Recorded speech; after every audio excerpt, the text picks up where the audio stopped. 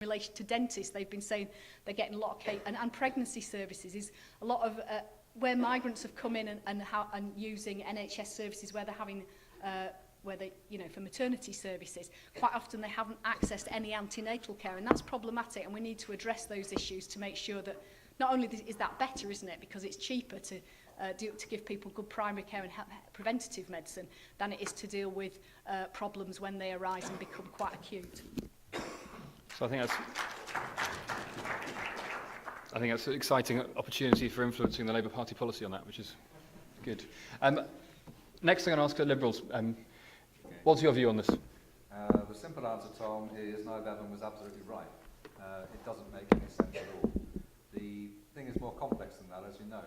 In 2004, these charging regulations were brought in, and the courts have actually supported the government in terms of saying that failed asylum seekers are not entitled to free NHS care. Totally stupid. And I think the point that Lily has just made is that if people arrive without any money, that it's totally inhumane if people are ill not to treat them.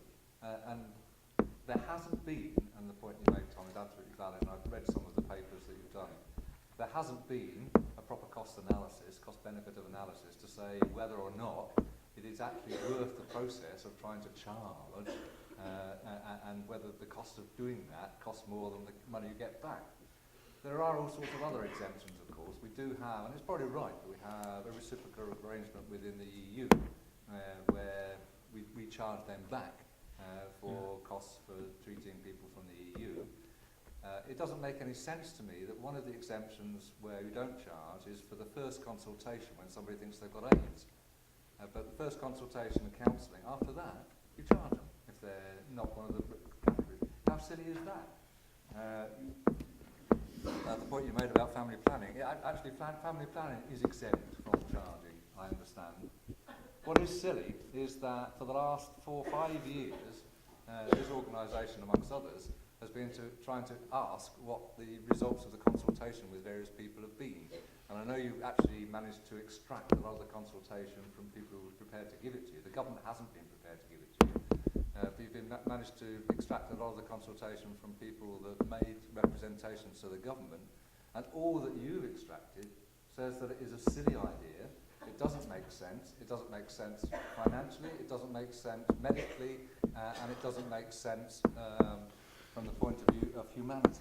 Tony, so for heaven's sake, we need to look at it again. Can I don't know if this is fair or not, but can I ask you, do you know what the Liberal Democrat Party policy is on that? I know this is your view. Do you know the policy on that?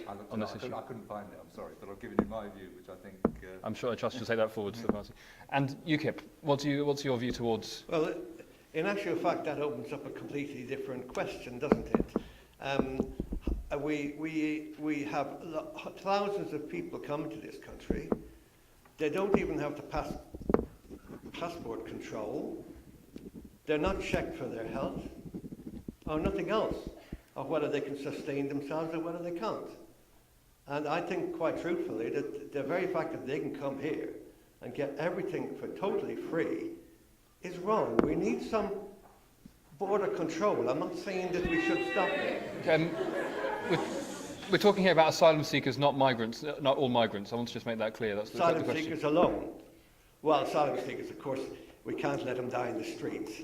And that's obvious, isn't it? So therefore, I think that we have to, if they're here, we have to look after them. It's as simple as that. And would you extend that to if their claim's been refused by the Home Office? Yes, if they're here, we've got to look after them. It's as simple as that. There's nothing more to be said about it. Thank you. And again, the same question: is that UKIP policy, or is that a personal opinion? No, I don't know. That's a personal opinion at the present time.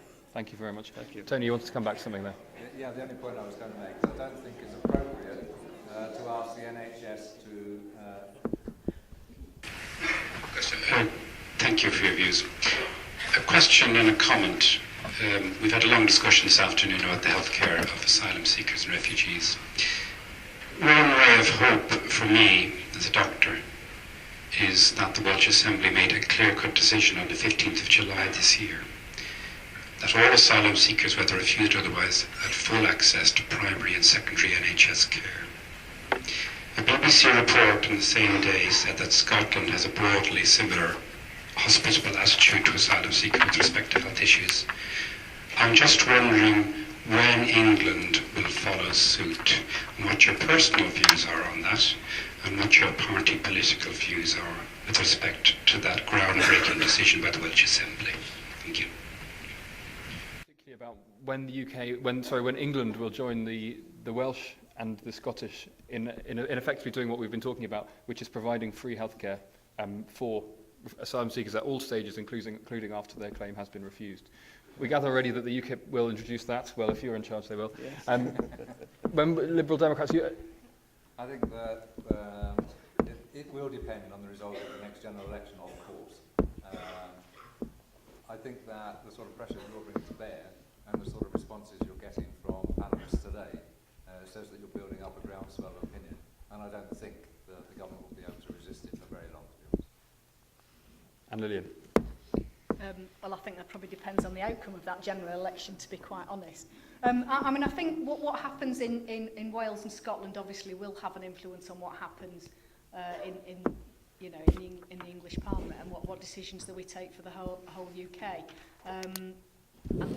Well, I can only echo what Tony said, which is that if you can make the case, if you can provide the evidence of what you set out in your question, Tom, is that I would hope that people like myself, if we're elected, will actually take these things forward and challenge the government to change its view. What I do think is really important is that actually it would be helpful to have those figures, wouldn't it? Because undoubtedly, when we're facing a very hostile media, which are often whipped up by the we saw on Question Time the other day, when we've got people like that getting a lot of media airtime and whipping up really nasty views against people who are here claiming asylum or migrants, it's really important that we have evidence that if we're going to change the policy, that we've got evidence to defend changing the policy back, because, well, then that's what we need. That's fine. Sorry, I couldn't hear you.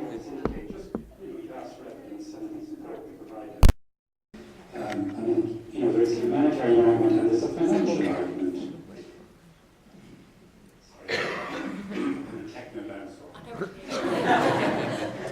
The evidence from Wales is for the year preceding that decision, £78,000. Massive sum of £78,000 for care for the asylum seekers. A tiny, tiny figure. Okay, that's all the evidence they can find. So I think the general consensus this afternoon in society is many of them are young men rarely access health services, and people only access health services when they absolutely need to do so. So the Welsh Assembly is for all figures. I had to do a bit of digging at the Welsh Assembly Information Centre. So that's the information. Thank you. Any further comments on that? I'm just going to ask Lillian to speak.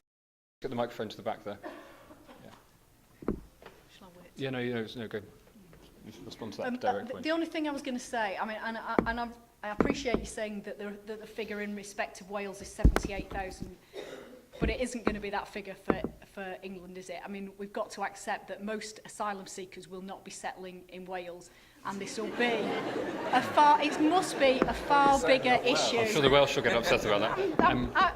Wales and Scotland are lovely places, but in reality, most of the people who come over to live in Britain who are going to claim asylum and are going to be coming in through channel ports and are going to be coming into London, I suspect. And so the figures are bound to be quite different.